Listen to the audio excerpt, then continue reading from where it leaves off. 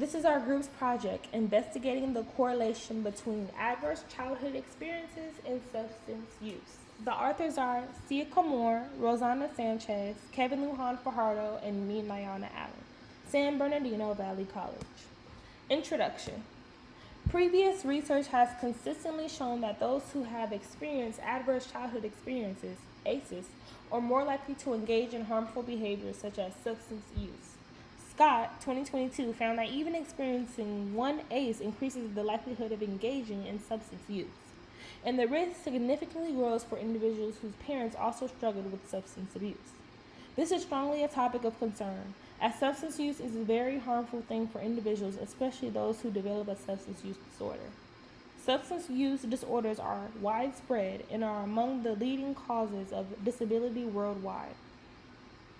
When it comes to substance use among the general population, these two public health issues have been strongly correlated with research being well documented. Brian, Kamon, and Damien, 2022. It is important to study further the topic as ACEs are experiences that can have lasting effects on an individual. They shape both physical and mental health well into adulthood. Scott, 2020. Purpose of the study. The purpose of the study was to investigate the correlation between ACEs and substance use frequency. Our hypothesis is as ACE score increases, substance use frequency increases. Here are the methods we used in our study. So we used convenience sampling, and we did this by creating an online questionnaire via Google Forms. Our participants were recruited from San Bernardino Valley College Department of Psychology. Many students, if not all, were offered extra credit to take our survey. They were asked a variety of questions, 30 questions in total, and these questions included demographic questions like age, gender, ethnicity, and questions as well regarding their adverse childhood experiences or ACEs and their weekly substance use and how frequently they use them. The total number of people that participated in our survey were 35 people. 14.3% were male, 82.9% were female, and the rest were gender fluid. Ages ranged from 18 years old to 51 years old, and it was also an ethnically diverse sample.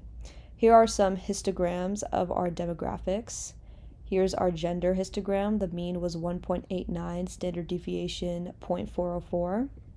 Here's our age histogram, mean 28.09, standard deviation 9.195. Our ethnicity histogram, mean 2.74, and standard deviation 0.657. And then here's our weekly substance use histogram times frequency. So the mean for this was 0.77 and the standard deviation was 1.352. Of our study, we used a Pearson's R statistical test for our data. Our R value, aka correlation coefficient, was a 0.057, indicating a positive relationship, but not a very strong one. Our degrees of freedom was 33, and our p-value was 0.744. Not very statistically significant, and so therefore our hypothesis was not supported.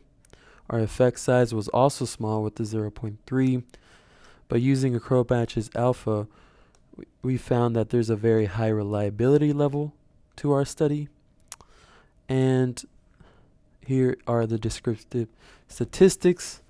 Our mean for our ACEs was a 2.87 and the standard deviation being 0.856, meaning that the mean on average people had a score of 2.87 ACEs with a standard deviation of 0.856. And with our substance use, we see that our mean was 0.77, and that's being the average. Standard deviation was 1.352. Very extreme, could go up or down. And here's a table that displays our data with the minimum, maximum value, our means, our standard deviations, and the Krobach's alpha for our ACE questionnaire.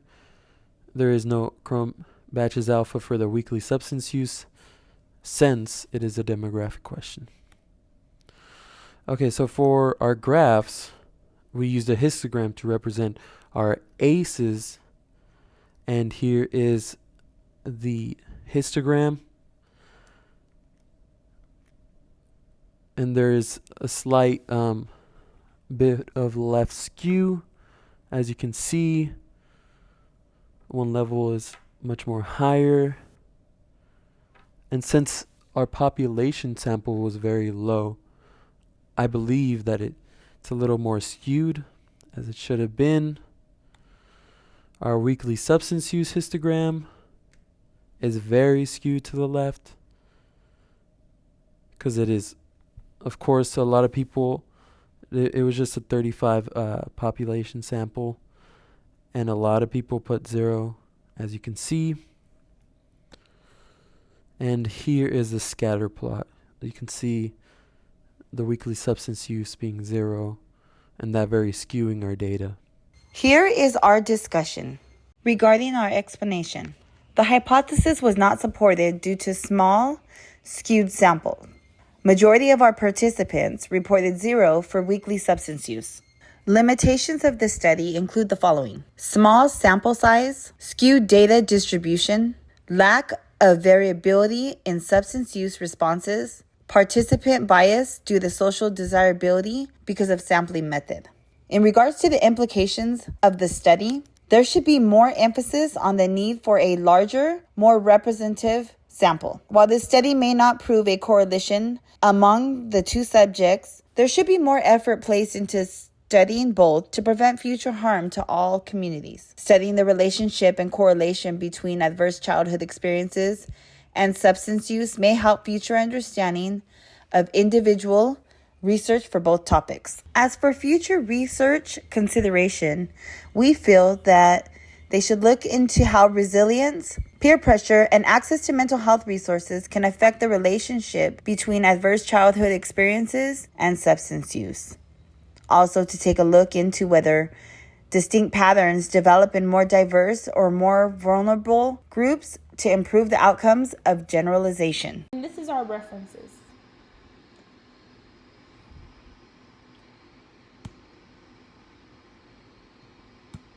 And that's it. Thank you so much for watching.